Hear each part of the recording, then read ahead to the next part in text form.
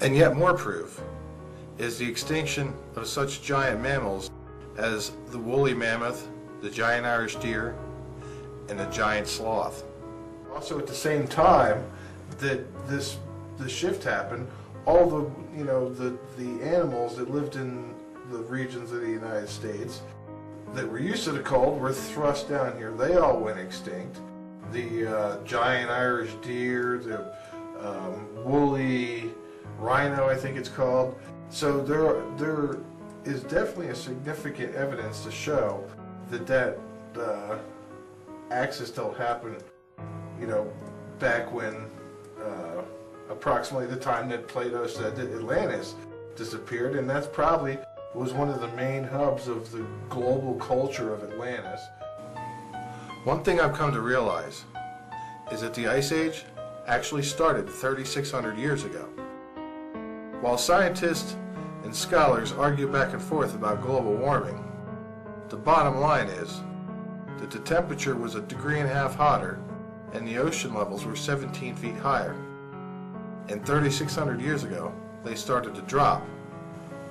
Okay, what I'm about to show you here is substantial proof that we actually started entering into an ice age about 3,600 years ago. Now, if you look here on the bottom, this is the ice core data that goes back about 500,000 years. Okay, the blue line is the temperature and the red line is the CO2. Well, for one, about their global warming scam, you'll notice that the temperature always precedes the CO2. Look, you see it there, you see it here, you see it here. The temperature always rises first and then the CO2 follows. But anyway, getting off on a tangent here, you look at the pattern, okay? You look at this pattern and this pattern between these two ice ages here. You'll notice the high peak here and here, and you'll notice the two bumps here and here, and the same amount of jagged saw blade patterns that go down here.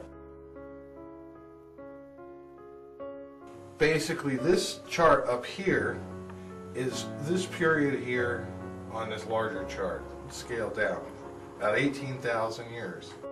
Okay, we're going to open that up. Okay, now look, if you look at these lines here, the blue line is sea level. Okay, this red jagged line here is temperature.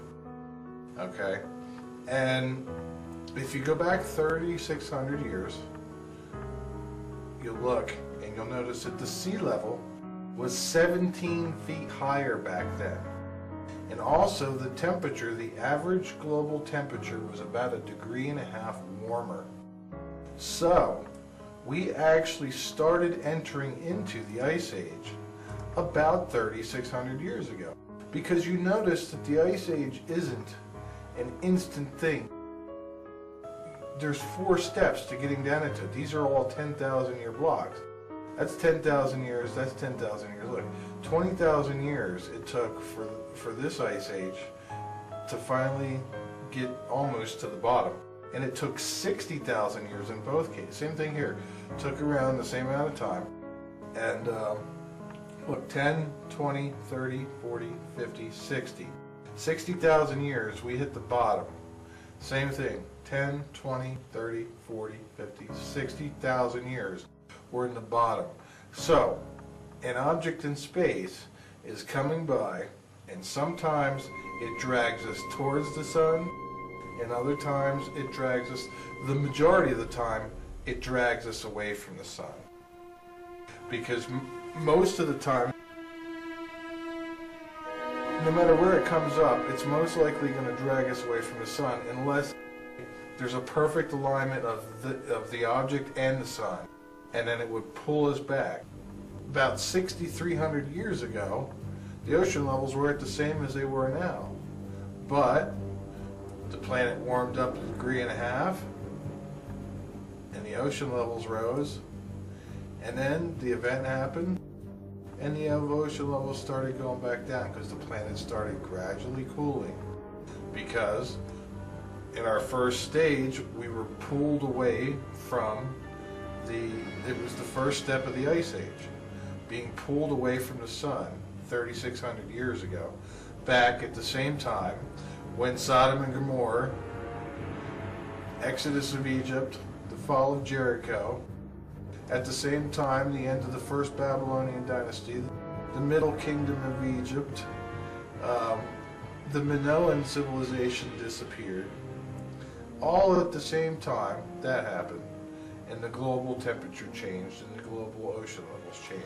We started going into an ice age. 3,600 years ago was the beginning of it, and the ice core data tells it all.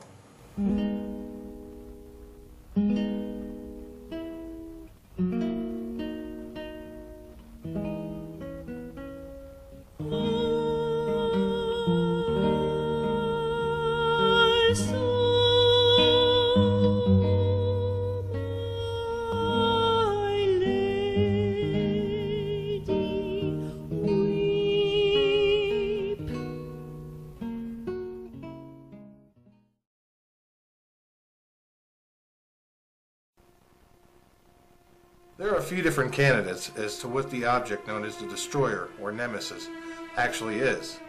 Since none of us have access to NASA top-secret satellites, all we can do is reduce the possibilities and make an educated guess based upon the information that we have.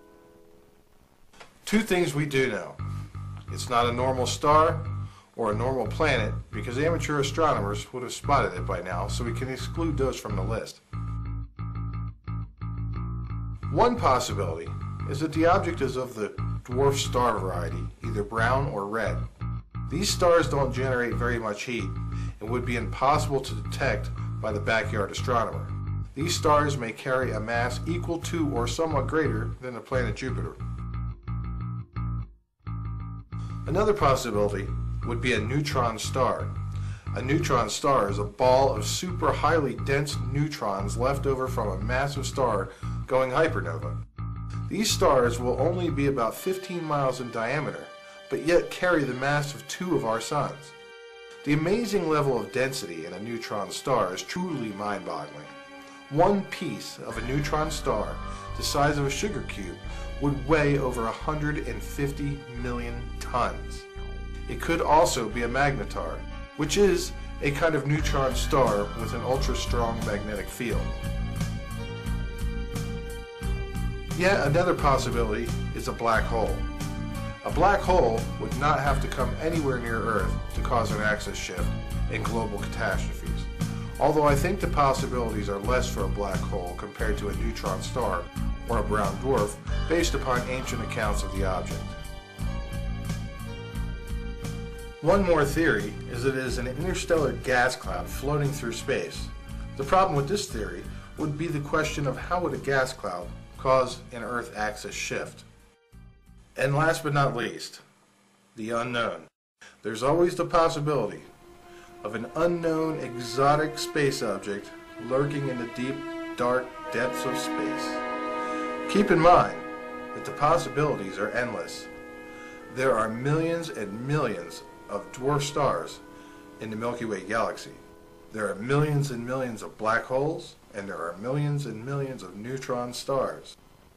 And in the unknown category, there may be millions and millions of unknown objects floating around out there in space, just waiting to be detected.